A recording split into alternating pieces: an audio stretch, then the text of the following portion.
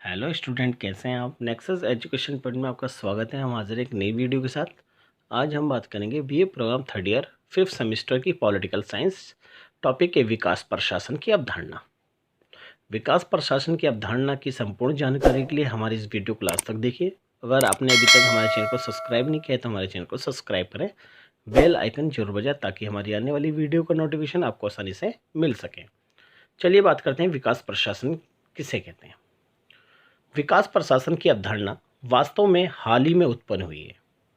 विकास प्रशासन का प्रयोग तृतीय विश्व युद्ध के पश्चात नए स्वतंत्र राष्ट्रों जैसे एशिया, अफ्रीका, लैटिन अमेरिका के संदर्भ में किया जाता है। तो बच्चों, विकास प्रशासन की अवधारणा कोई पुरानी अवधारणा नहीं है, बल्कि द्वितीय विश्व युद्ध के बाद अस्तित्व में जाता है।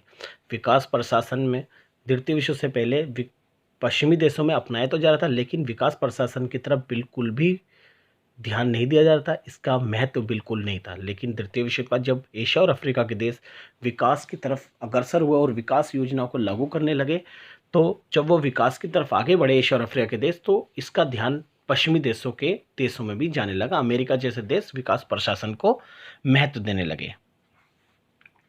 इस दृष्टिकोण के विकास में सोवियत संघ की समाजवादी क्रांति का बहुत प्रभाव था, क्योंकि जब सोवियत संघ में समाजवादी क्रांति आ गई तो सोवियत संघ में विकास की गति को बढ़ावा देने के लिए सरकार ने विभिन्न नीतियों का निर्माण करना शुरू कर दिया और इसने सामाजिक आर्थिक अधिकारों को बढ़ावा दिया।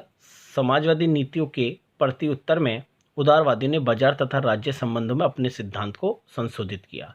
जिस तरह से सोवियत संघ ने सामाजिक आर्थिक विकास को बढ़ावा देने के लिए विभिन्न विकास के कार्य किए, ठीक उसी प्रकार उदारवादियों ने बाजार तथा राज्य संबंधों में अपने सिद्धांत को संशोधित किया और इन्होंने बाजार के माध्यम से नई नई बड़ी बड़ी फैक्ट्री स्थापित किया ताकि विकास प्रशासन की जड़ें तेजी से बढ़ती रहें और इनका विकास तेजी से होता रहे।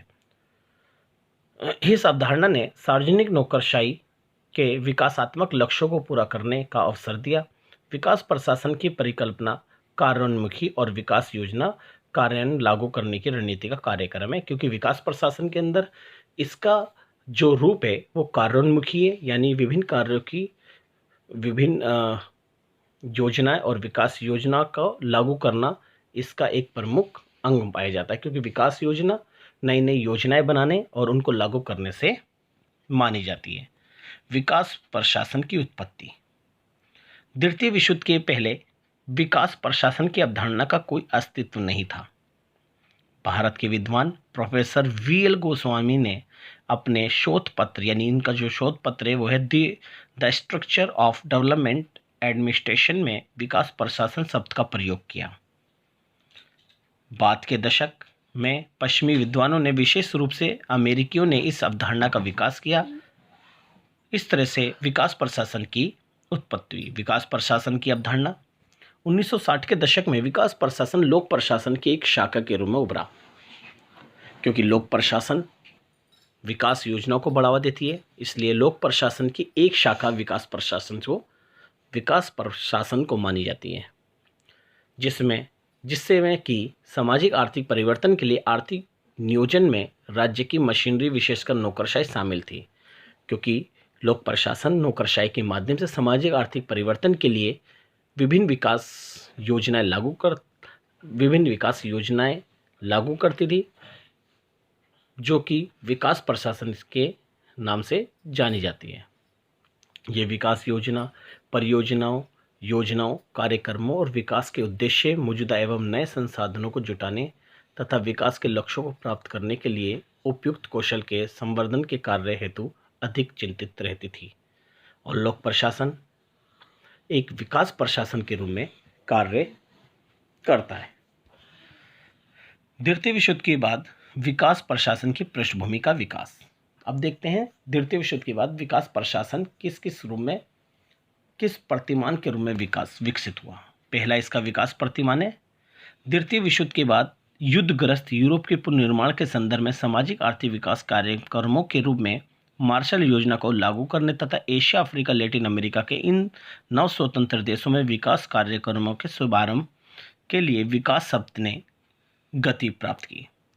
तो अगर हम बात करते हैं कि विकास प्रशासन यानी विकास जो शब्द की प्रगति ये हुई थी कि जब द्वितीय विश्व युद्ध के बाद जब मार्शल योजना लागू की जा रही थी शीत युद्ध के दौरान, और मार्शल योजना में यूरोप के देश जो आर्थिक रूप से पिछड़ गए उनका विकास करने के लिए उन्हें विभिन्न आर्थिक सहायता देने के लिए विकास शब्द का प्रयोग किया गया था और नए स्वतंत्र राष्ट्रों में विकास कार्यक्रमों का शुभारंभ किया गया। आपने देखा एशिया और अफ्रीका के देश जब द्वितीय विश्व युद्ध आज़ाद हो गए तो उनके विकास करने के लिए विभिन्न योजनाएं लागू करने लगे, तो इस तरह से विकास शब्द आया। तो ये जो पहला विकास प्रतिमान है विकास प्रशासन का। दूसरा प्रतिमान, तीसरी दुनिया के देशों ने अपने उद्योगों में कृषि, विश्वविद्यालयों, विज्ञान एवं प्रगति, संचार, चिकित्सा, कला और संस्कृति राज्य की नेतृत्व वाली आदेशित आर्थिक विकास की नीति को प्राथमिकता दी। क्योंकि द्वितीय विश्व युद्ध बाद जो तीसरी दुनिया के देश थे एशिया और अफ्रीका के, उन्होंने अपने देश में बड़े बड़े उद्योगों को स्थापित करा। कृषि, विश्वविद्यालय, विज्ञान, प्रौद्योगिकी, संचार, चिकित्सा यानी बड़े बड़े हॉस्पिटलों का निर्माण करना, बड़े बड़े कला और अपनी देश की संस्कृति, इन सब का विकास करने के लिए विभिन्न नीतियों को प्राथमिकता दी। मौजूदा चरम स्तर पर फैली हुई गरीबी, असमानता, अज्ञानता, रोग निरक्षरता एवं सामाजिक विकृतियों को मिटाने का प्रयास किया गया और ये सब विकास प्रशासन के माध्यम से हुआ। इस प्रकार विकास प्रशासन लोक प्रशासन की एक शाखा के रूप में उभरा। तीसरी दुनिया के देशों में विकास के राज्य की भूमिकाओं, विशेषकर नौकरशाही की भूमिका का अध्ययन करने में रुचि ली। तो दूसरे प्रतिमान के अंदर जो विकासशील देश थे उन्होंने अपने देश में विकास करने के लिए विभिन्न प्रयास करे और विभिन्न नियमों के माध्यम से विभिन्न प्रशासन यानी कृषि, विश्वविद्यालय, प्रौद्योगिकी, संचार, चिकित्सा, स्कूलों को स्थापित किया ताकि इन तीसरी दुनिया के देशों का विकास हो सके। तो ये दूसरा प्रतिमान था। तीसरा प्रतिमान के अंदर यूएसए में तुलनात्मक प्रशासन का उदय द्वितीय विश्व युद्ध के बाद नए स्वतंत्र राष्ट्रों के राज्यों को जन्म दिया। उसमें विद्वानों में प्रशासन संरचना और विकासशील समाजों पर भी अपनी शोध रुचि शुरू की। और जब उन्होंने नए नए जो यूएसए यानी अमेरिका के अंदर जो प्रशासन ऐसे थे जिनके अंदर बिल्कुल ध्यान नहीं दिया जा रहा था और जो विकासशील देश थे उनके नए स्वतंत्र राष्ट्रों के अंदर जो प्रशासन स्थापित किए जा रहे थे और उनके विकास योजनाओं की तरफ बिल्कुल ध्यान दिया जा रहा था, तो वैसे ही अमेरिका का ध्यान अपने प्रशासन पर गया और अमेरिका ने भी नव स्वतंत्र राष्ट्रों की तरह अपने प्रशासनों में भी तुलनात्मक अध्ययन करना शुरू किया और यहाँ से यूएसए जैसे देश से प्रशासन में विकास की तरफ और ज़्यादा ध्यान दिया जाने लगा। क्योंकि वास्तव में देखा जाए अमेरिका के प्रशासन में पहले से ही विकास की तरफ ध्यान दिया जा रहा था, लेकिन कुछ कमी जो पेशी थी, जो कुछ प्रशासन ऐसे थे जहाँ पर विकास योजनाओं की तरफ बिल्कुल ध्यान नहीं गया। लेकिन अब नौ स्वतंत्र राष्ट्रों की देख अमेरिका ने भी विकास प्रशासन की तरफ ध्यान देना शुरू कर दिया। तो इससे यहाँ से विकास का तीसरा प्रतिमान पूरा हुआ। यहाँ से विकास प्रशासन तेजी से विकसित होने लगा। अब बात करते हैं विकास प्रशासन के तत्व के बारे में। जो विकास प्रशासन होता है ऐसा प्रशासन जो विकास की तरफ अग्रसर है और जनता के विकास की कार्य करता है। उसके पहला तत्व है परिवर्तन उन्मुक्ति, क्योंकि वो विकास प्रशासन के माध्यम से समाज में सामाजिक आर्थिक परिवर्तन लाने का प्रयास करता है। ये एक पहला तत्व है। दूसरा है परिणाम उन्मुखी। विकास प्रशासन अपने प्रशासन के माध्यम से वो परिणाम उन्मुखी यानी परिणाम लाना चाहता है। यानी जब देश में जब कोई बदलाव होगा तो समझ लो उसका परिणाम निकलना चाहिए। तो विकास प्रशासन किसी भी कार्य करने का परिणाम की तरफ ज़्यादा ही जोर देता है और सामाजिक आर्थिक परिवर्तन की एक समयबद्ध अवधि के भीतर संपन्न होना चाहिए और उसका रिजल्ट निकला होना चाहिए।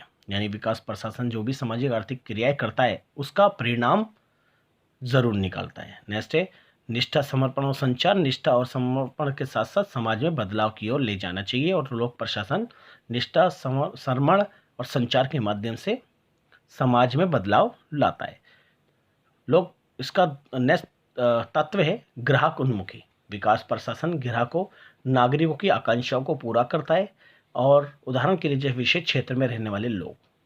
और ग्राहक उन्मुखी और विकास प्रशासन विभिन्न अपनी योजनाओं को विभिन्न समाज के लोगों तक पहुंचाता है। एक तरह से समाज के लोग जो है वो ग्राहक के रूप में उसका प्रयोग करते हैं। अस्थायी आयाम। विकास प्रशासन की एक प्रमुख बाधा है समय नागरिकों की आवश्यकताओं को निश्चित समय में पूरा करना। आस्थायाम, क्योंकि विकास प्रशासन जो है वो निश्चित समय में विकास योजनाओं को जनता तक पहुंचाता है और जनता इसके विकास योजना के माध्यम से अपनी आवश्यकताओं को पूरा करती है। योजनाबद्ध और समन्वित प्रयास। विकास प्रशासन का तात्पर्य योजनाओं की रणनीति को बनाना और नौकरशाही और नागरिकों के मध्य सहयोग की आवश्यकता है। तो ये हमने बात करी